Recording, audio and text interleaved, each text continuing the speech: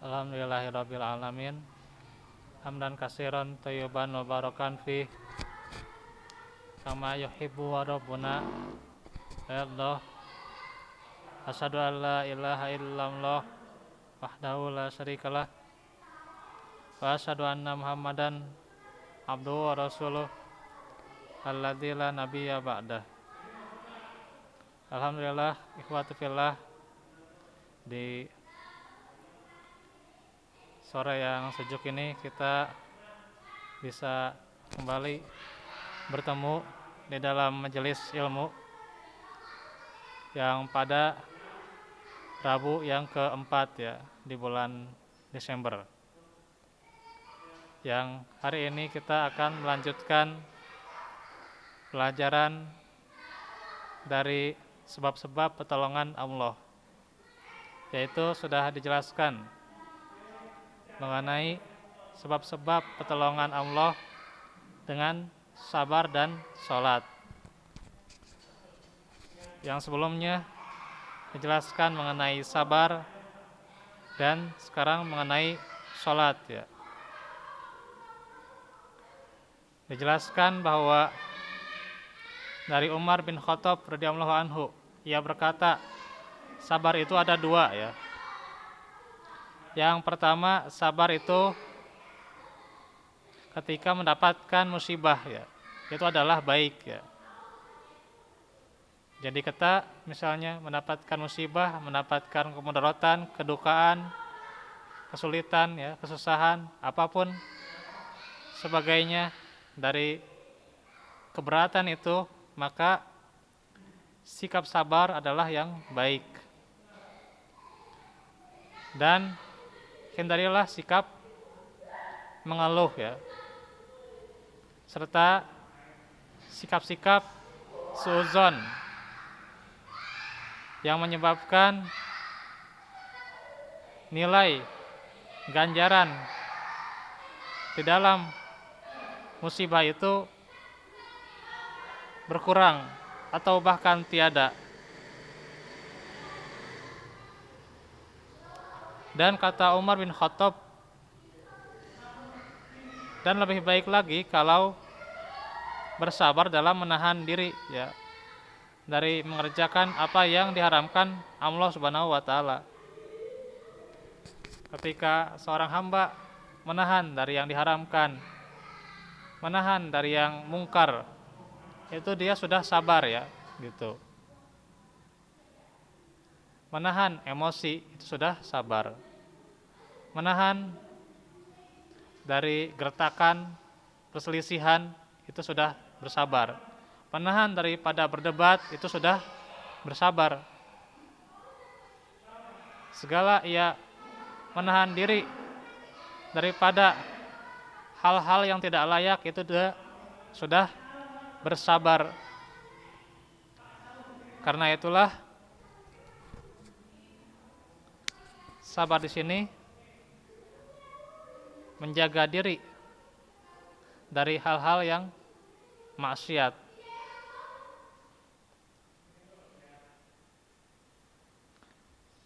Itulah bagaimana kesabaran. Kesabaran ini pasti berat ya gitu. Zaman sekarang orang yang bersabar dari kemungkaran itu jarang ya. Lihat saja bagaimana orang yang membuka auratnya, itu dia tidak sabar, gitu ya.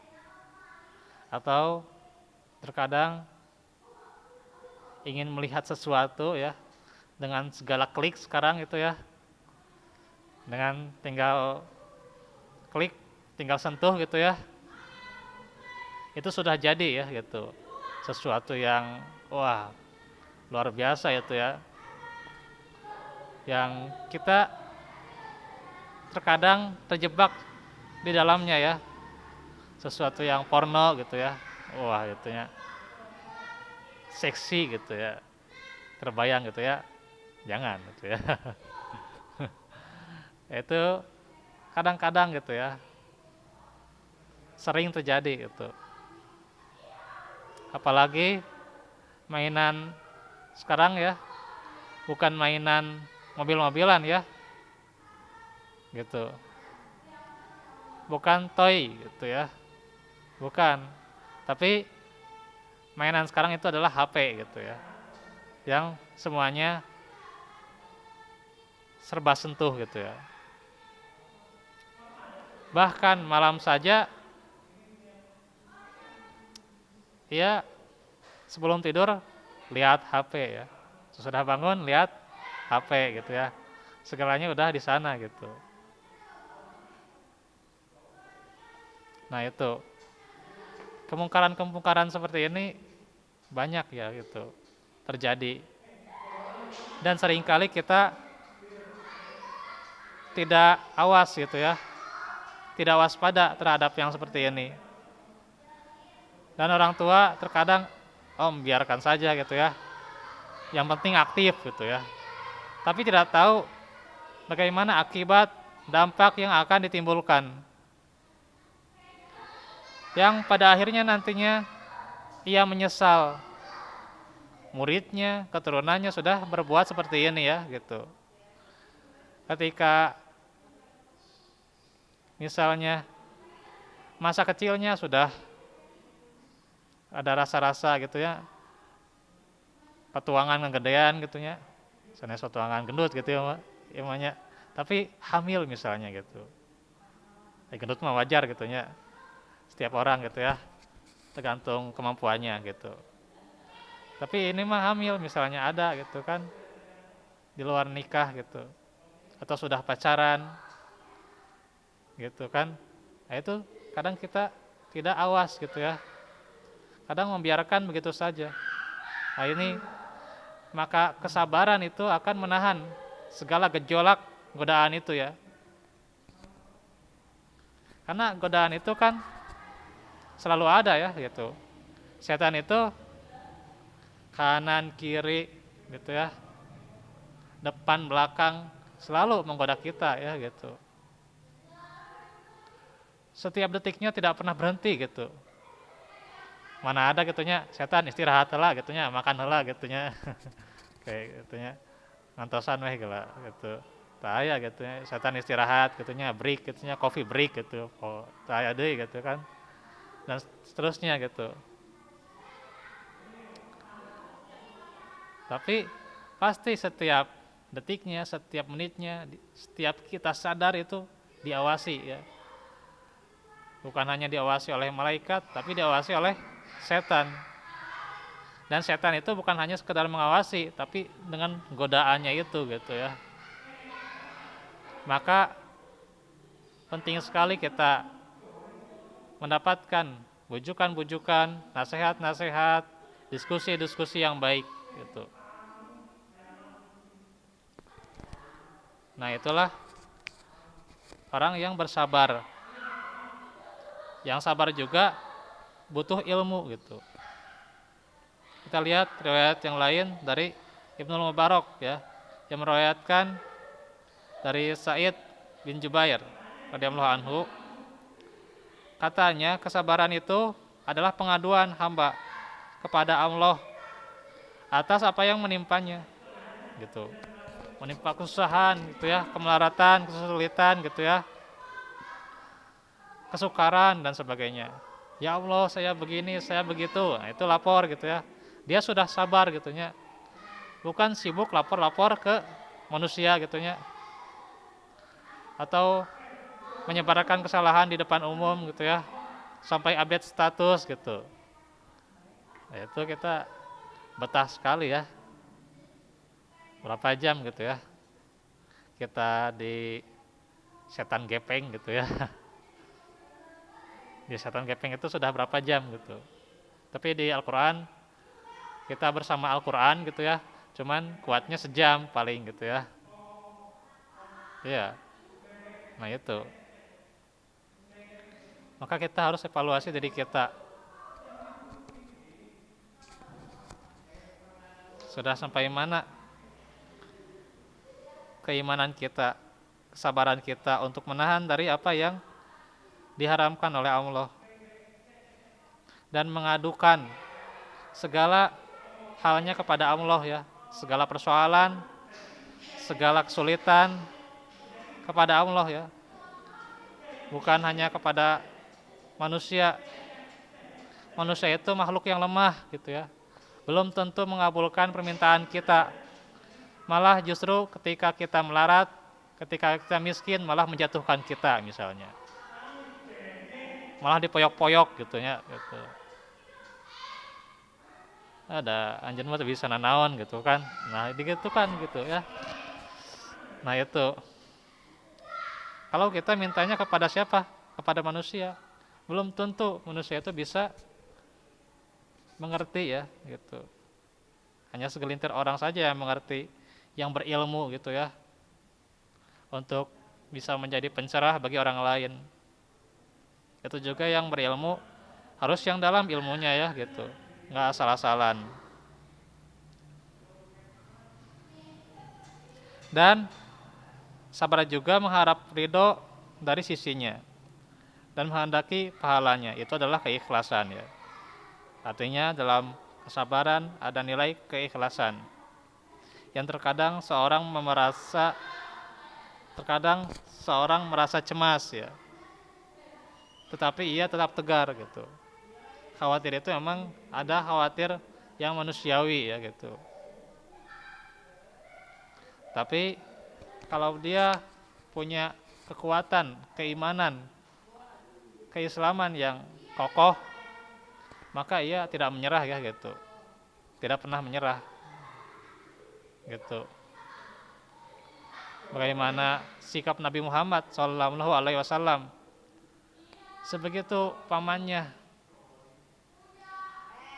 begitu kufurnya ya Abu Thalib, tapi ia tidak pernah menyerah untuk mendakwahkan sampai Abu Thalib meninggal. Tidak pernah menyerah, walaupun akhirnya gagal juga ya. Tapi itulah bagaimana sikap tidak pernah menyerah beliau. Nanti pahala akan dapat gitu ya, walaupun tidak berhasil gitu. Dakwah itu tidak harus berhasil ya, banyak orang gitu ya beri amplop gitu, nggak harus gitu ya, dapat jadwal enggak, ripuh mau dikitukan banyak. Kecuali kalau ada organisir ya, tapi jarang gitu. Itu pun kalaupun dakwah tidak bisa sendiri-sendiri ya, harus berjamaah.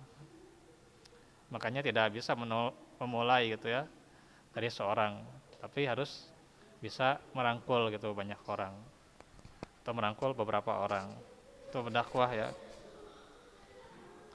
Dan kembali lagi dalam tema kita tentang sabar. Jadi sabar juga ada nilai ikhlasnya, ada nilai pantang menyerah. Tidak terlihat darinya kecuali kesabaran. Bahwa orang yang sabar, ia mengetahui apa yang akan ia dapatkan nantinya. Ketika beramal ini, ketika beramal itu, dia tahu. Sehingga dia seusaha mungkin, supaya mungkin bisa banyak beramal soleh. Dan juga banyak menghindari kemungkaran, banyak menghindari kemaksiatan. Itulah yang disebut dalam sabar ya. Nah sekarang tentang sholat ya, itu review sedikit ya tentang sabar ya. Sekarang kita baca dari riwayat Huzaifah bin Al-Yaman radhiyallahu anhu. Rasulullah ketika ditimpa masalah, beliau segera sholat ya. Tuh, ada riwayat Ahmad. Ya, ada riwayat Abu Daud ya. Jadi beliau itu kalau ditimpa masalah segera sholat. Maka sholat itu kan adalah doa ya gitu ya. Dalam sholat itu terkandung sebanyak solusi dari segala masalah yang ia dapatkan gitu ya. Masalah di kantor, masalah di lembaga, di organisasi gitu ya, masalah utang, masalah jodoh dan sebagainya, itu ada semuanya dalam sholat gitu ya. Silahkan minta ketika sujud gitu, silahkan ketika tahiyat akhir, silahkan minta gitu. Apalagi dalam sujud ya, setiap sujudnya misalnya, atau dalam sujud yang mana saja, ia minta, boleh pakai bahasa sendiri ya gitu. silahkan gitu, pakai bahasa Sunda gitunya, bahasa Jepang mangga gitunya, ari ahli mahnya gitu. Bahasa Prancis gitu, silahkan, asal bahasanya bisa dimengertinya gitu. Atau maksakan terus bahasa Arab gitunya, sehingga nanti pola-pola bahasa Arabnya itu tepararuguh gitunya gitu. Kata bil kumaha, fil kumaha gitunya, liar gitunya. Nggak sih bahasa Indonesia gitu kan, gitu. Terus kayak mikiran feel gitunya, bil, min gitunya, liar gitu ya. Gitu. Ya ajar aja harus liar gitu, kemudian itu diajar gitu. Ya, karena itu kita pakai bahasa sendiri silahkan gitu ya, semampunya gitu. Dan banyak penghafal dari doa-doa yang disyariatkan gitu ya, dari bacaan buku doa dan zikir misalnya. Silahkan gitu, kita hafalkan, sering-sering menghafal gitu ya. HP jangan dijadikan setan gepeng ya gitu, tapi jadikanlah ruang perpustakaan gepeng gitu ya. Perpustakaan gepeng gitu ya, ruang baca gepeng gitu ya. HP ada file-file gitu ya, aplikasi-aplikasi yang islami gitu ya, jadikan perpustakaan gepeng gitu. HP itu jadikan risalah gepeng gitu kan, harus gitu ya. Supaya apa? Menghilangkan hal-hal yang negatif gitu ya, bikin aplikasi yang menarik gitu ya gitu. Apalagi kalau kita nih ya jago ya bikin aplikasi gitu, gimana caranya bikin aplikasi untuk para pemuda nih, untuk muda-mudi ya, gimana caranya gitu untuk menarik gitu ya, nanti dibaca oleh muda-mudi gitu ya. Atau bikin video yang islami gitu ya, video YouTube gitu ya. Ya, durasinya nggak usah lama-lama ya, 10 menit gitu ya, 15 menit misalnya, tapi mengena pada hatinya gitu. Dan nggak usah bertele-tele ya bahasanya itu gitu, tapi mengena, itu harus gitu ya, coba dikembangkan ya. Apalagi kita punyai fasilitas yang luar biasa pada saat ini ya gitu. Itu adalah sebagian dari karunia Allah Subhanahu wa taala. Jadi ditimpa masalah kita harus segera sholat, karena sholat itu pangkal segala solusi. Terus juga ada riwayat yang lain ya, sedikit lagi ya, waktu 5 menit lagi. Sunaid meriwayatkan dari Hajjaj ya, dari Ibnu Juraij, ia mengatakan bahwa sabar dan sholat merupakan penolong untuk mendapatkan rahmat Allah, yakni jadikanlah sabar dengan semua macamnya dan sholat sebagai penolongmu untuk mengatasi semua masalah. Jadi semua masalah atasilah dengan sabar dan sholat. Semuanya ada di situ gitu ya. Sabar dan sholat itu saja. Apa susahnya gitu ya? Yaitu ada 3 sabar itu ya. Catat ya. Pertama, sabar dalam menjalankan ketaatan kepada Allah. Yaitu sabar yang pertama. Dan ini sabar yang mudah ya kalau kita sudah istiqomah, sudah dawam, insya Allah gitu ya. Bisa gitu ya.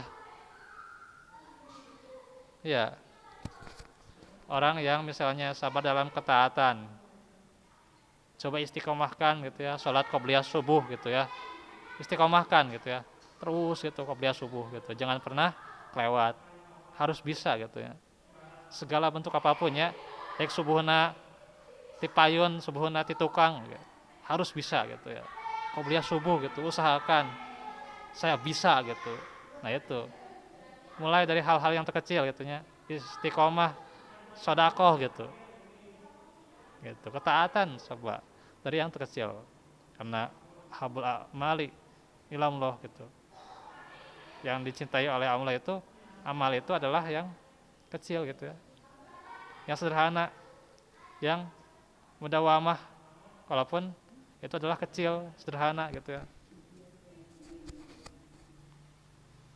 Berbuat baik bahkan itu adalah sabar dalam ketaatan, berbuat ihsan kepada orang lain, kepada orang tua dan sebagainya. Yang kedua, sabar dalam menjauhi larangan Allah.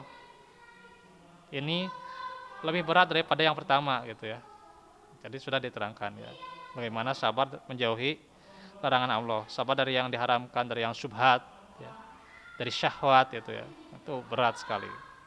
Lebih berat daripada yang pertama, apalagi banyak godaannya gitu ya. Zaman semakin canggih gitu ya, teknologi semakin canggih gitu, sehingga lebih berat itu. Dan yang lebih berat lagi adalah sabar terhadap takdir Allah dan tidak berkeluh kesah gitu. Itu berat sekali gitu ya. Karena innal insana khuliqa halu'a gitu ya. Manusia itu bersusah payah gitu kan, senantiasa berkeluh kesah gitu, dari kesedihannya, dari kesukarannya gitu. Wah, ada saja gitu ya berkeluh kesahnya itu gitu. Tidak pernah berhenti gitu. Itu manusia itu. Makanya itu berat sekali ya. Level-level seperti ini gitu. Level ini adalah level yang paling berat gitu ya.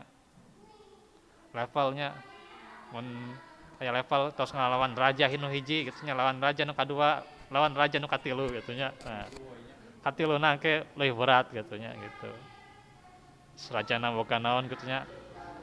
Nah itu gitu. Ya punya peso boga bedil gitu misalnya gitu ya. Itu mah contohnya gitu. Contoh gitu. Apalagi kalau dalam kehidupan kita ya gitu. Ketika melawan godaan dan godaan semakin besar gitu ya. Nah ini dalam takdir gitu ya. Kalau kita ditakdirkan di dalam kesulitan, wah itu luar biasa itu ya. Ditakdirkan dalam kemiskinan, coba sabar seperti ini ya. Wah beratna gitu. Iya. Orang mana mau miskin gitu ya. Mau nggak miskin? Pasti semua orang nggak mau ya gitu. Walaupun itu adalah pahalanya paling besar gitu ya. Tapi Nabi pernah meminta untuk dijadikan miskin. Tuh, luar biasa ya Nabi gitunya. Boro-boro ya. Kita boro-boro ya. Yes. Anjing terus apa mikirnya itu, jadi mikirnya sudah tidak karuan gitu ya. Besok makan apa gitu kan. Itu kan sudah pikiran-pikiran yang melemahkan iman gitu ya gitu. Nah itu makanya kesabaran ini sangat berat sekali ya, sabar dalam takdir gitu. Sabar sanaya jodoh gitu ya, itu sabarnya berat gitu. Karena sabar dalam takdir itu. Sanaya jodoh, sanaya pasangan itu berat gitu. Dengan tidak berkeluh kesah gitu. Wah, itunya luar biasa nih. Dan masih banyak lagi ya, contoh-contohnya. Nah, nanti bagaimana solusinya supaya tidak berat? Ya khusyuk ya gitu. Apa itu khusyuk? Nanti ya gitu ya. Nanti dikaji ya tentang khusyuk ya. Nah, itu saja dahulu yang bisa kita sampaikan. Dan juga mohon maaf atas kurang lebihnya. Semoga bermanfaat dan juga memotivasi kita agar senantiasa menumbuhkan keimanan dalam diri kita dengan sabar dan sholat. Baik, walafu minkum. Rabbana atina min ladunka rahmah wa hayyi lana min amrina rasyada. Rabbana hab lana min azwajina wa dzurriyyatina qurrata a'yun waj'alna lil muttaqina imama. Rabbana atina fid dunya hasanah wa fil akhirati hasanah wa qina adzabannar. Aqulu qouli hadza wa astaghfirullaha li wa lakum. Walafu minkum. Wassalamualaikum warahmatullahi wabarakatuh.